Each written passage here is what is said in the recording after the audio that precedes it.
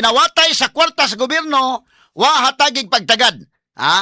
Unya ang selective justice mga sukid di paminaw karon nga mo hinungdan nga sa ako nang giingon dili nimo mabasol kining ato mga kaigsunan sa Iglesia ni Cristo o kadto mga sympathizers nga nihimo gyud og rally mahigala pag-express na sa ilang sentimento gumikan sa nakita karon.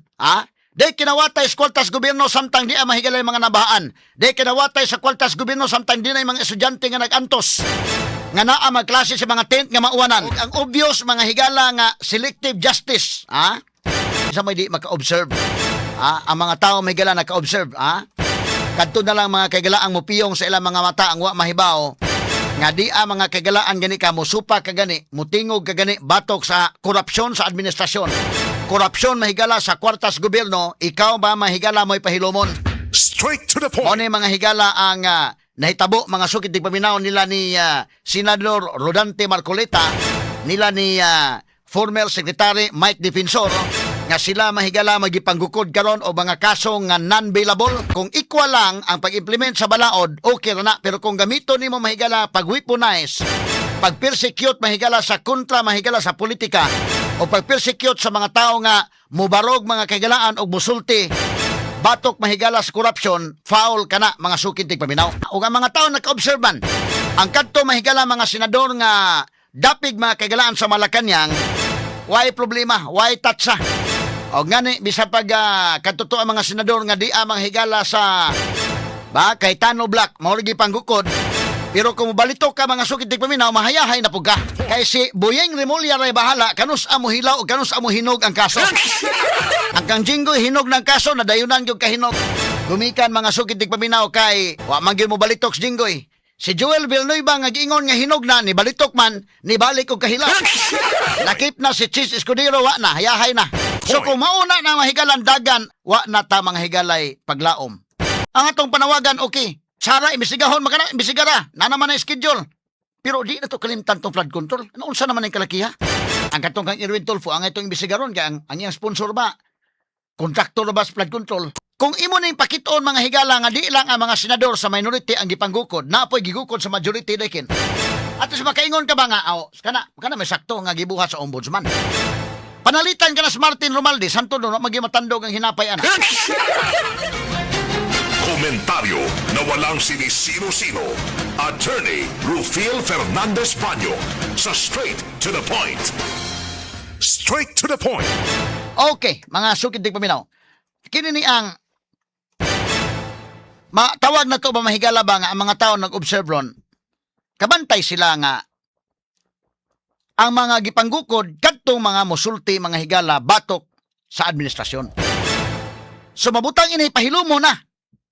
Kumuhilom na ang tanan, asa naman mga higala ang freedom of expression anang kalakihan. Wa na'y makatingog, nawa na mahigala ang gipasalig sa atong konstitusyon diya sa Article 3, Section 4. Ang ato mahigalang guaranteed freedom sa pagpadayag sa ato mga sentimento batok mahigalas gobyerno.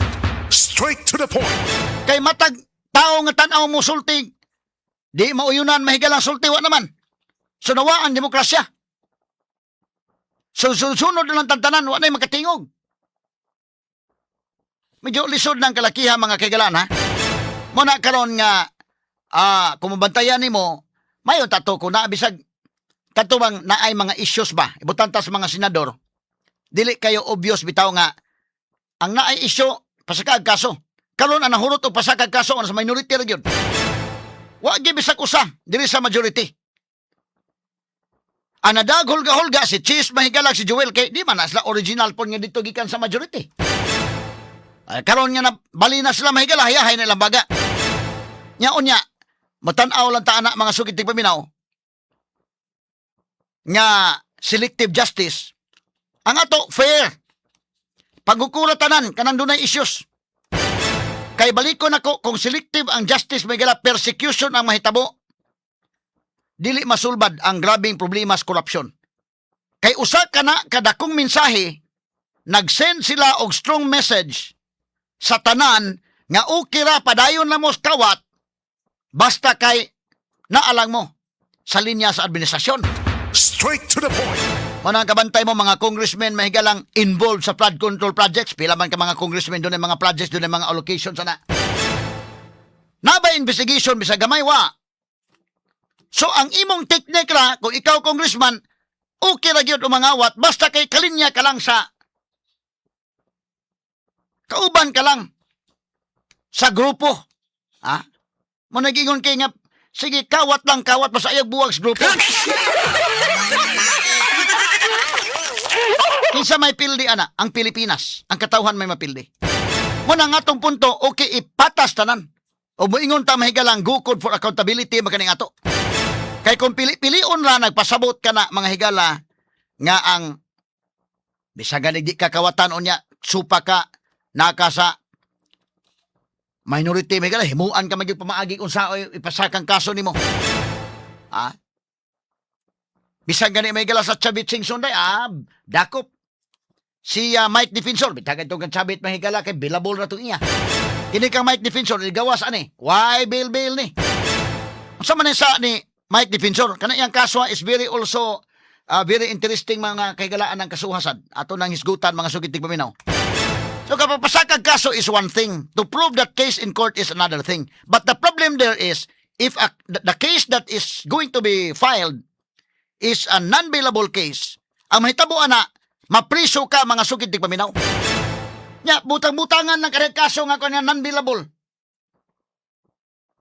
Medyo lapsaw na nga kon ba naunsa na ang matang sa hustisya anang kalakihan. Ang atong punto pildi tang katawhan, pildi ang Pilipinas, pildi ang kaban sa katawhan. Kung ang gukuron mga higala kadto lang kontrapartido nga may musulti mga kagalaan sa mga kahiwian. Ang diya sa mas daghan naman hindi sa administrasyon. Mahulot atong kwartas kaban ang kalakihan daghan kay kawatan niya wala investigasyon. Basta kay kauban mo. So makita ni mong pattern tanawa. Mismo ganito ang investigation sa PhilHealth ganin 60 billion day murag nahanaw man lang daw ay aso. Nahanaw lang daw aso. Dako atong kurtaha. Nya kwarta ko na sa mga tao. Kwarta ko na mahigala sa mga members PhilHealth Indekin. Nya wa lang. Billions na. Billions. Diya pa mahigala sa flood control, trillions. So ang ako punto, pildi ang katawhan. Pildi ang Pilipinas, pildi ang kaban sa katawhan kung inanaon mga higala. Kabati mo ng mga congressman, may sa Cebu lang godaan, pila ka mga congressman yung diadiri, naidaghan ng mga flood control projects, mga higalang allocations ng mga districts, natandog ba sila wa? Pero musuway ng mga congressman, mahigala og sulti mga kagilan batok sa administrasyon, delikado tandog na imong flood control problem diaron. Straight to the So point. kung mauna na mahigalan dagan, inanaon ang kalaki, wa na ta mga higalay paglaom. Muna itong punto. Ang atong panawagan, okay. Sige, Sara, imbestigahon, imbestigara. Na naman ang schedule. Pero di na to kalimtan tong flood control. Ano unsa naman ang kalakiha? O ang uban pang mga anomalya? Lisod kayo magpiyungon na imong mga matas dakong kawat. Okay ra ka sa ginagmay mo na karon no, nanangawat may galag. Angay masanang ipa kuan hinoon para mutagamsad. Mangawat og pagwapa, sigurado dakpan. Mangawat kag bandisal, sigurado ka dakpan. Pero mangawat kag mali-malitang kwarta, basta administrasyon lang ka, kauban lang kanila, di ka madakpan. Why bisag gamay ang investigasyon? Mo na dihay atong punto. So gahapon, atol sa rally may galado na speech si Senator Rodante Marcolita, atol lang paminawon para siya lang mo explicar sa iyang habig mga kagalaan, labot sa iyang speech ni ining maong panghitabo sa rally mga higala. Okay, sige names, ato paminawon names. Magandang gabi po sa ating lahat. I love you, Una na po ay gusto ko pong magpasalamat sa inyong lahat. Kahapon pa po ay tinitingnan ko na kayo. Lalong-lalo na po yung galing pa sa malalayong lugar. Meron pa po ako nakitang nasa panig ng katandaan, mga lolo at mga lola. Kahit na po ang lakas ng buhos ng ulan, walang tumitinag, walang umuuwi. Lalo na kung nagpapahayag po kayo ng ating pagkakaisa, ang ating hinahanap na katarungan, hinahanap nating katotohanan, transparency, at accountability. Salamat po sa lahat ng mga kapatid sa Iglesia ni Cristo.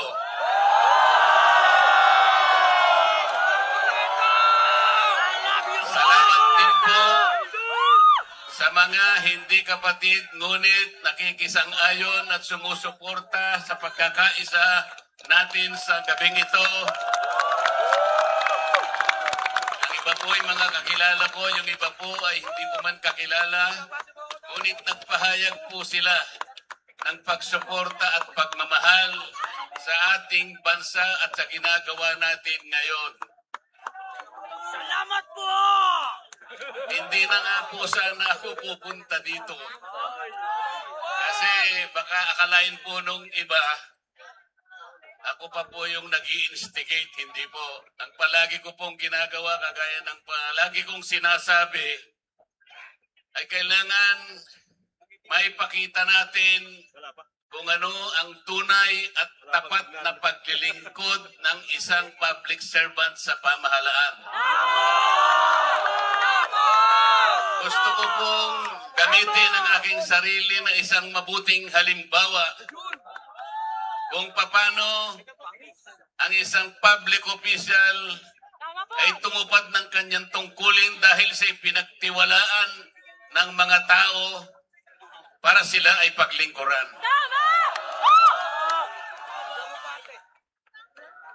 Hindi ko po alam kung paano ko kayo pasasalamatan sa tuwing nababanggit ang aking pangalan na sinusuportahan po ninyo ang aking ginagawa para sa ating bansa. Salamat po! I love you po! Pangalawang araw na po ito, ngunit hindi ko nakikita sa mukha ninyo ang kapaguran. Okay, pause. Pause gamay ha.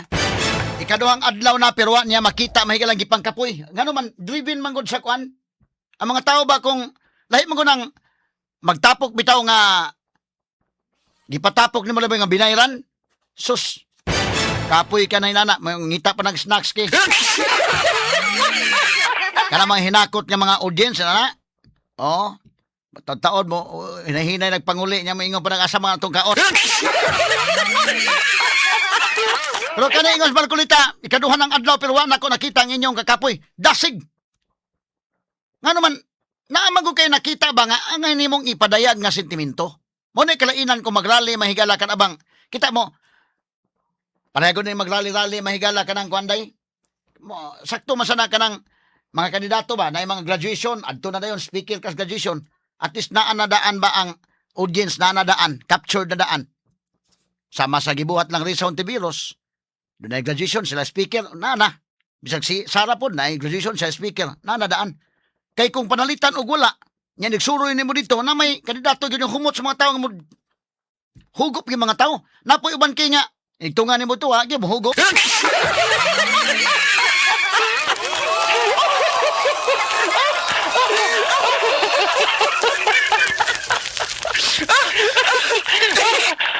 Mura kay gilangaw, ha? Sige, ato ipadayon ng speech ni Marcolita humalamang sa pipila ka mga mahinungdanong pahinumdum. Ang Cebu Metropolitan Catholic Mass Media Awards. Best Radio Commentator, Best Newspaper Columnist, and Best Public Affairs Anchor. Attorney Rufil Fernandez Banyok sa Straight to the Point. Straight to the Point. Now, mo ni mga higala giingon ni Marcolita, ikaduhang adlaw na pero wa nako nakita ang inyong kakapoy. Kay nga naman kasabot manggug ka sa imong krusada. Kasabot manggug ka unsa imong tuyo. Kasabot ka unsa imong panawagan.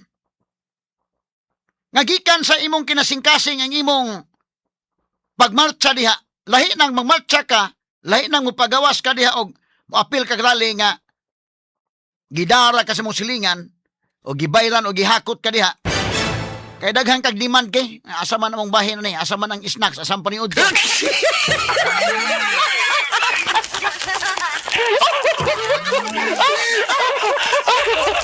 Ato lang ni agi kito katawa mga kagalaan. Parihara po ni mahigala ining dili morale pero are sa ato mga Facebook pages, ato mga higalang mga YouTube channels, labi na namo des DYHP kay FM discuss na ko mga kagalaan, dunay mga tao nga kinasingkasing ilang komentaryo. May buwan man nimo ang kananaang komentaryo mahigala nga on point ba? Kinasingkasing ang komentaryo mga sukid di paminaw.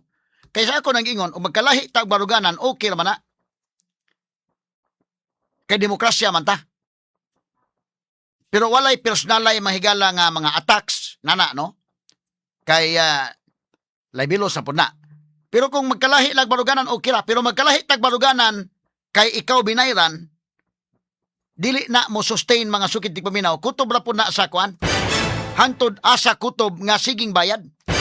Tanawa, madili gani, panantanan ka ng mga trolls. Nagipang silduan. Ni, comment na po na sila, kay nagdawat po sila mahigala og allowance. Nagdawat po sila sildo. Gikan sa mali-malitang kwarta. O nandun na gani mga trolls mahigala masaag sa among Facebook pages, sagdan na muna. Nga naman, kana sila mga higala, tubagon naman sad sa atong mga loyal nga mga listeners. Sila rasay mo tubag. Nunid pa mga higala nga, kuan. Mo nandun na gani FB page nga, makiglalis pa gid na sa mga trolls, na dili na ako ng FB page. Ano man, tagatog chance. O magkalahi ang baruganan, natural na na. Di man tayo uniform o huna-huna. Pero magkaparihat ta punto mga higala, okay ra pod. Nan og magkalahi ang punto kay mga binayran nakadawat og mali-malitang kwarta, di lahi po ng ila mga higala, kutob lang na mo sustain, hangtod kutob kanus mahigala ang bayad. Inigabot na ng madili ang sweldo na, di ba di na mo attack?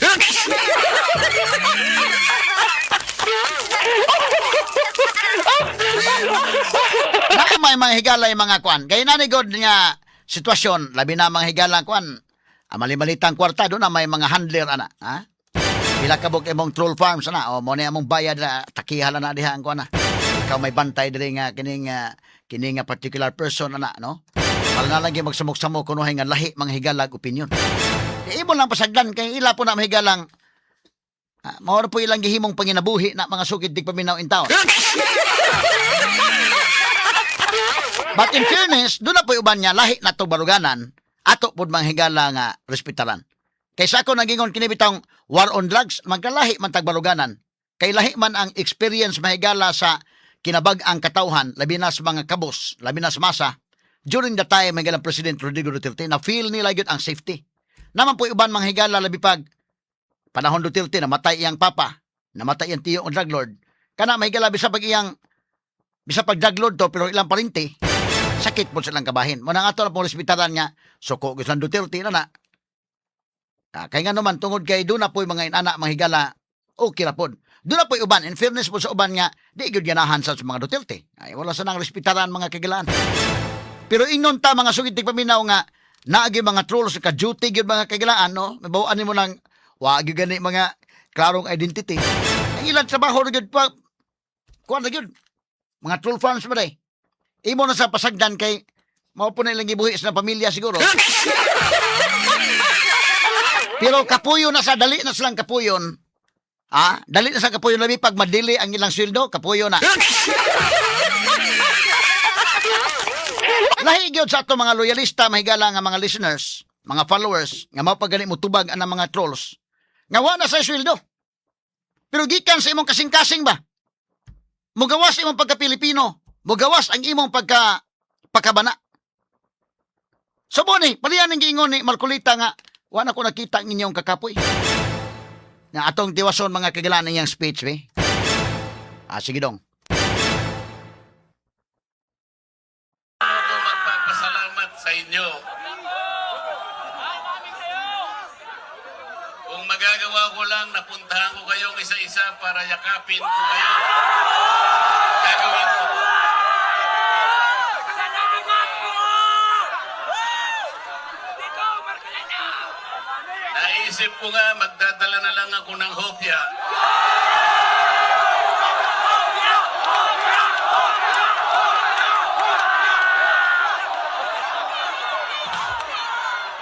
Pero nung makita ko po na napakarami ninyo, kahit 30 pabrika ng hopya hindi magkakasa sa inyo.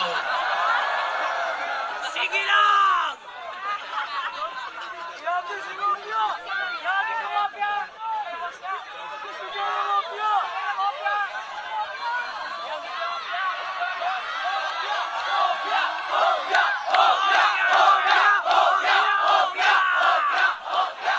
Mafia! Bakit nilulunod ang pag-iimbestiga sa flood control scam? Bakit si Marcoleta ang ikukulong, kayo ang mandarambong?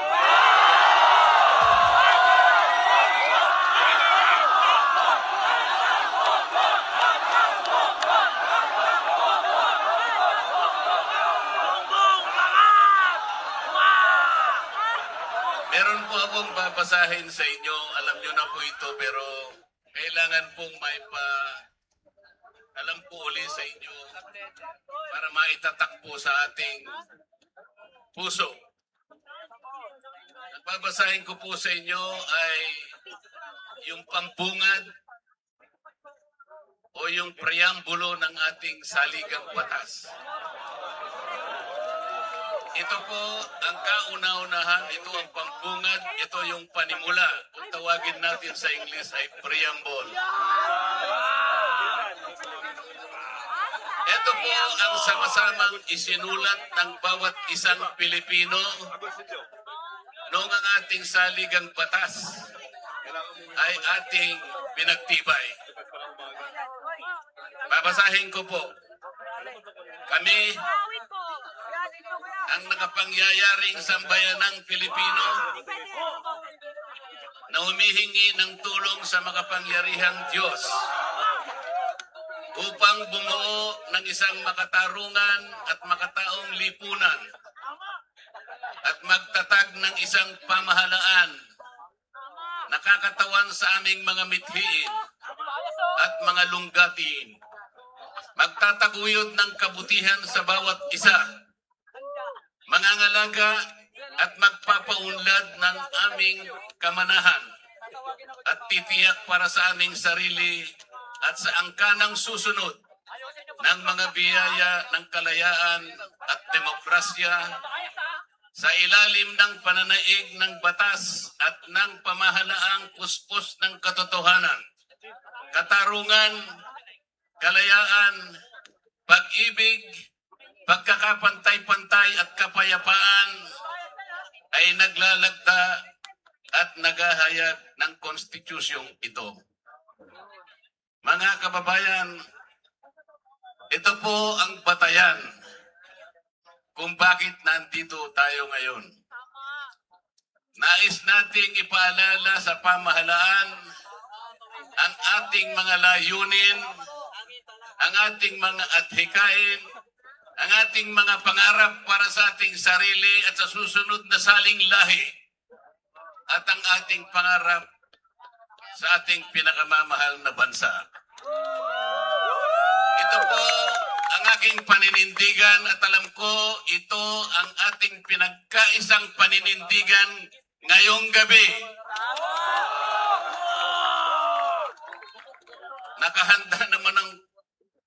Nakahanda po akong magpakulong. Kung kinakailangan ma-aresto po ako, wala akong problema. Kung ito po ang kabayarang hinihingi para ipagtanggol ko ang katarungan On est tous at ang d'accord que pambansang kagalingan at ang interes ng mamamayang Pilipino.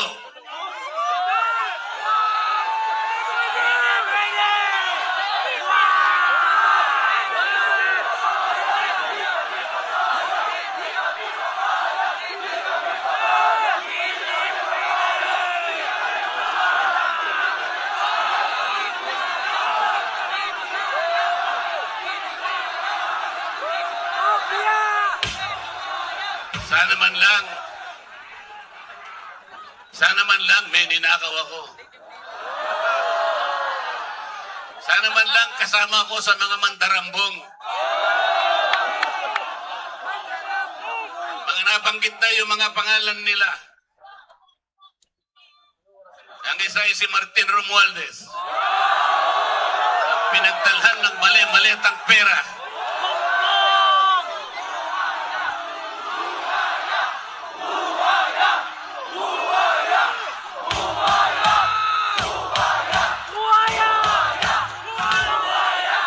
Ako po ang ibinibintang nila sa akin ay salaping pantulong para sa kampanya para ako'y manalong isang senador. Mga kaibigan ko na pribado at sarili lang pera ang kanilang itinulong sa akin. Baka sakaling manalo nga po ako at nanalo nga po.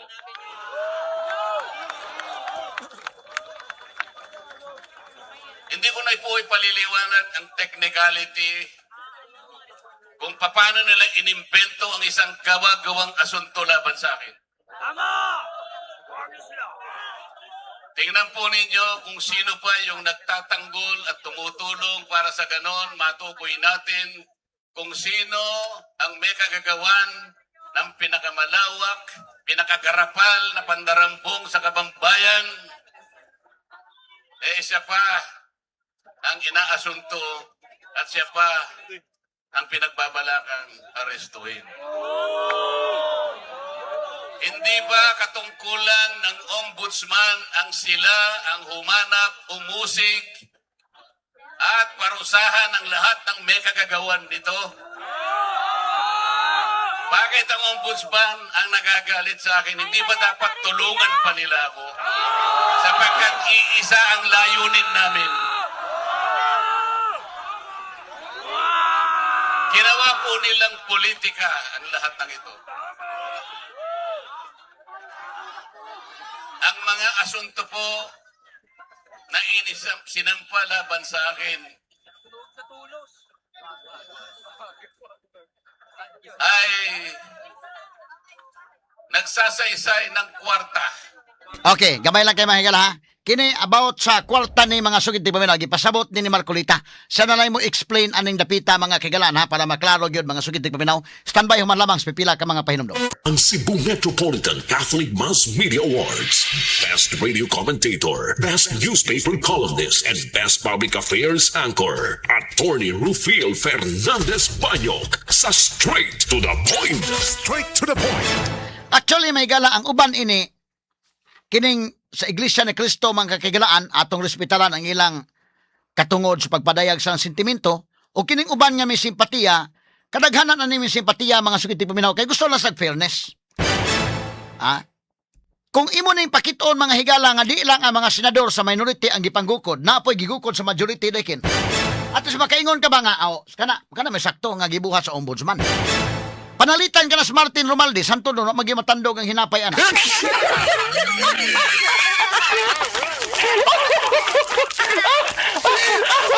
Kada makakita sa taba, ang mga tao ba? Og maingon kag campaign donations, may kana tanan senador nga nanagad, ha, porbida, grabe na mga campaign donations. Kay allowed man na mahigala mo dawat kag campaign donations atol sa campaign period. Atol mahigalas pagdagan nimo kay di man na madag mudagan ka ikaw ra bigo kay kwarta. Mo na importante nga taas ka rating. Actually mo na dai nga magsuri-suri na gadag una. Bisa ka na kisa may midagag senador nga way sponsors na magana sa mga sponsors. Pero uwi kag investigasyon, ang katong kang Irwin Tulfo ang itong investigaron kay ang iyang sponsor ba kontraktor ba sa flood control, Pero wa gyud. Kini si Martin unta nga na matandog ba sa untang hinapay pero wa gyud. Manay punto sa uban nga mga tao nga magtan-aw sila unsa man nga klaro man kayo. Panggukod man ning kalakiha, pamulitika ra man ning tanan. Kay mo yung ka nga dili pamulitika, okay. Manay mo day, Sara Duterte okay. Na may impeachment na naman kana. Kubati. Ipatas po ng flood control ug unsa pa ng uban nga mga angay imbestigahon. Sige. Para nga mapatas ta. Kay otherwise dili masulbad ang corruption sa tunasod kung pili-pilion ra nimo. Kadto mga tao mahigala nga musulti batok sa administrasyon maoray gukuron. Unya ka na mga kauban nimo dinha. okay lang. Paghatag mo nagsignal nga, sige, papadayon lang mo diha sa inyong gusto. Kawat-kawat lang, basta kay kauban ta.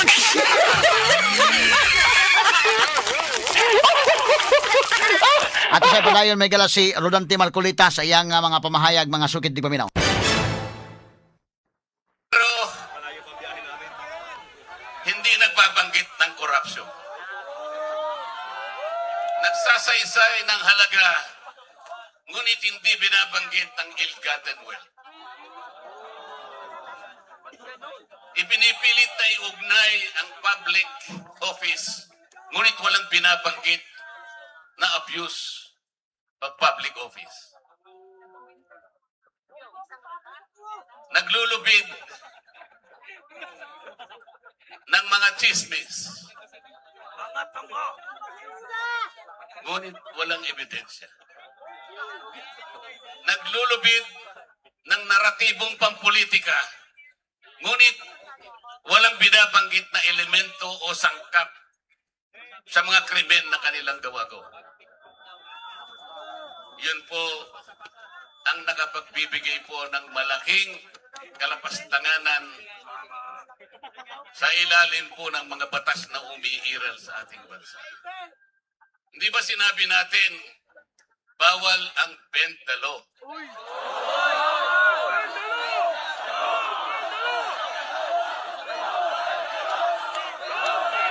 Ayun. Don't bend the law.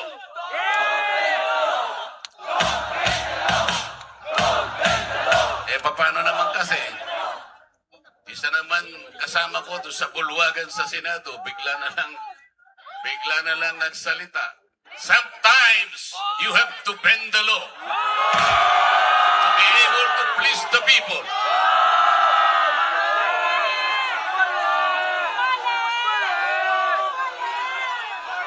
Sumagot naman yung kausap. Sumagot yung kausap. Tinanong kasi siya kung tama yung sinasabi.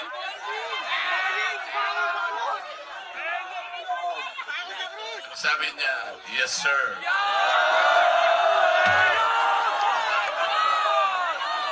Mga kababayan, uulitin ko po ang aking pagsaludo sa inyo. Ang aking paggalang, ang aking pagpapasalamat sa ipinakita ninyong pagsuporta at pagmamahal sa akin at sa mga bagay na ipinaglalaban nating lahat. Ang katarungan, ang katotohanan, ang pananagutan, at ang katarungan. I love you po! Huwag po tayong mag-iwahiwalay. Ang sabi nga natin, we are one. We are one. We are one. Maraming salamat po sa inyong lahat. Okay, moto may gala si Senador Rodante Marcolita, makigalan atol sa iyang speech, atol ining rally mahigala. De kalibreng talakayan, de prinsipyong komentaryo, Attorney Rufil Fernandez Banyok sa Straight to the Point. Not just number one, simply dominant.